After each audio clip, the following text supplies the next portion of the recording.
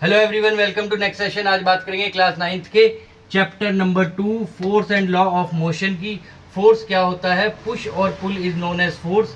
Basically ये statement हम fourth class से सुनते हुए आ रहे हैं कि पुश और pull is known as force. यही आपको पता होना चाहिए, इससे ज़्यादा पता करने की जरूरत नहीं है चैप्टर में, क्योंकि इस पर्टिकुलर टॉपिक से कोई भी क्वेश्चन नहीं आएगा। What force can do, force can change the speed, force can change the direction, force can change the size, force can change the speed of the moving object, force can make a stop object moving। Clear है। अब हमें two types के forces पढ़ने हैं, balance force and unbalance forces. Balance forces क्या होते हैं, किसी एक ऑब्जेक्ट के ऊपर अगर दोनों साइड से सेम अमाउंट का, सेम क्वांटिटी का फोर्स लग रहा है तो वो क्या होगा, बैलेंस फोर्सेस की कैटेगरी में आएगा। लेकिन एक स्पेशल केस होता है, in case of constant velocity, if a vehicle is moving with constant velocity then it is the case of balance forces but the object is moving. Otherwise object क्या होगा, हमारा move नहीं करेगा। Unbalance forces के case में क्या होगा, object move करेगा, जिस डायरेक्शन में फोर्स ज्यादा लगेगी उस डायरेक्शन में हमारा ऑब्जेक्ट मूव कर जाएगा। क्लियर है। अब बात करेंगे लॉज ऑफ मोशन की।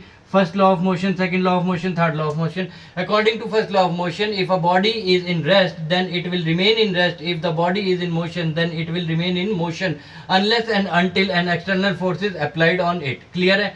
एक बॉडी अगर रेस्ट में है तो वो रेस्ट में ही रहेगी, अगर मोशन में है तो वो मोशन में ही रहेगी, जब तक कि उसके ऊपर कोई एक्सटर्नल फोर्स अप्लाई नहीं किया जा सकता।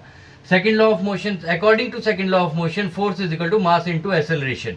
क्लियर है। मास क्या होगा, अगर बॉडी का वेट, एग्जांपल देखते हैं, अगर किसी बॉडी का वेट ज्यादा है तो ज्यादा फोर्स रिक्वायर्ड होगा, अगर बॉडी का वेट कम है तो कम फोर्स रिक्वायर्ड होगा। क्लियर। नाउ बात करेंगे थर्ड लॉ ऑफ मोशन की। According to third law of motion, every action has an equal and opposite reaction. किसी भी बॉडी के ऊपर अगर एक डायरेक्शन में फोर्स लगाई जाएगी तो सामने वाली डायरेक्शन से भी सेम अमाउंट की फोर्स लगेगी। क्लियर है। अब बात करते हैं टॉपिक की। फर्स्ट लॉ ऑफ मोशन से एप्लीकेशन से बहुत सारे क्वेश्चंस आएंगे, बहुत सारे एग्जांपल्स हैं डेली लाइफ के अंदर, जिससे कि हमें पता चलता है फर्स्ट लॉ ऑफ मोशन को हम एक्सपीरियंस करते हैं। यहाँ से सेकंड लॉ ऑफ मोशन से एग्जांपल आएगा, यहाँ पे नेट रिजल्टेंट फोर्स निकालने को आएगी। क्लियर है। आगे के लिए मोमेंटम का टॉपिक रह जाता है, वो नेक्स्ट वीडियो में देखने को मिलेगा। Thank you so much. If you like the video then please share, follow us on Facebook.